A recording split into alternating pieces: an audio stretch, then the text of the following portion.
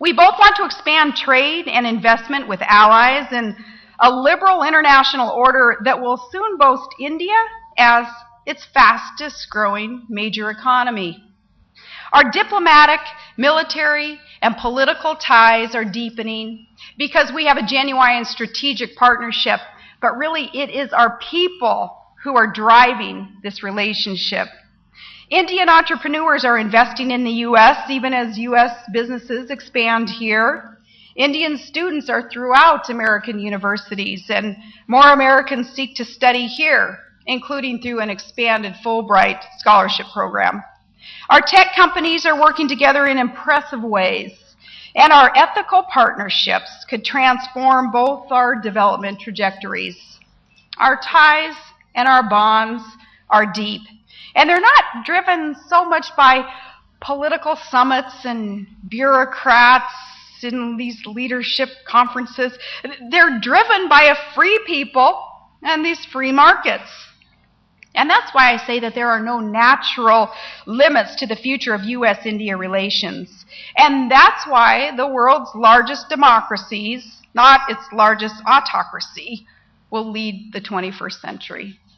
We will lead because we are on the side of empowering individuals to make choices for themselves. Again, not government, not some new world order organization making decisions and decrees for us. We are on the side of religious tolerance and women's rights. And in recent years, India has so helped lead by example in the area of women's education by narrowing the gender gap in women's literacy. You've helped remind the world that a culture cannot advance when it holds back half its creative and intellectual power or its political power. I admire India's tradition of strong women leaders at home and abroad. And in fact, last year I had the honor of supporting a strong American woman of Indian descent when I endorsed the candidacy of South Carolina's new governor, their first female, Nikki Haley.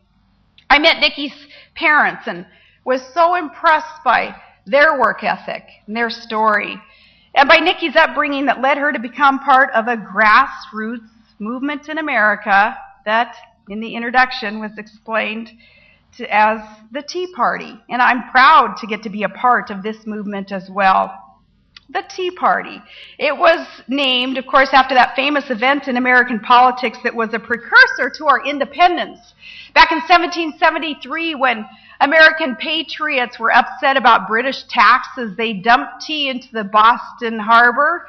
The British had forced a monopoly on the American people that had prevented us from importing tea from anyone but the British East India Company.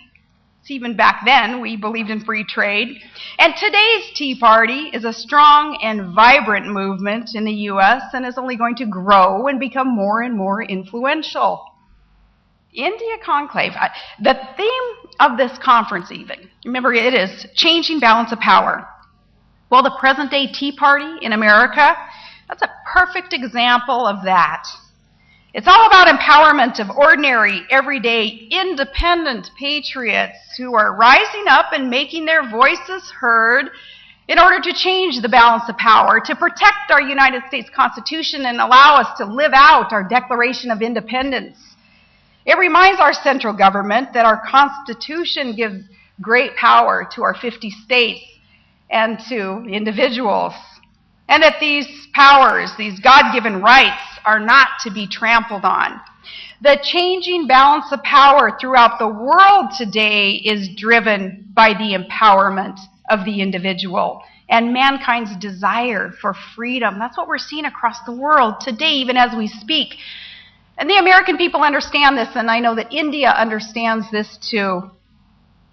Back home in Alaska, where the fresh snow blankets the ground today, and my kids texted me to send me a report on what's going on around the house. They reported that they saw a mama moose and her 2 baby moose out by the wood pile down the driveway, and thinking about home this morning, remembering that there in my kitchen, I have a beautiful pencil drawing on my kitchen wall. It's a frame drawing by Robin Coran, and it's a picture of Mother Teresa of Calcutta. She's holding a precious child, a baby, in this drawing. It was said of Mother Teresa that perhaps the greatest message she has given to the world is the value and dignity of human life. Understand the sanctity of life. From India, she was able to share this crucial message with the whole world.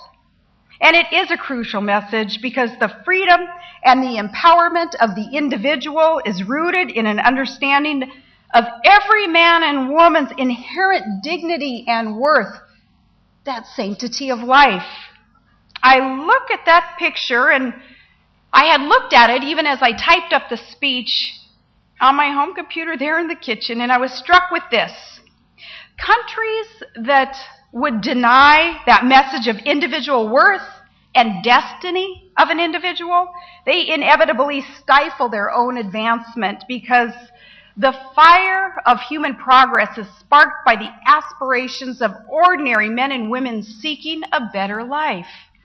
These simple working class aspirations, if you will, simple working class, what we want is a good job and a home and a good education for our children. That is what motivates economic progress and positive change. It is not bureaucrats. It's not central planners. It's not government decrees. Just hardworking men and women who are seeking the freedom to chart their own course and succeed by their own merits.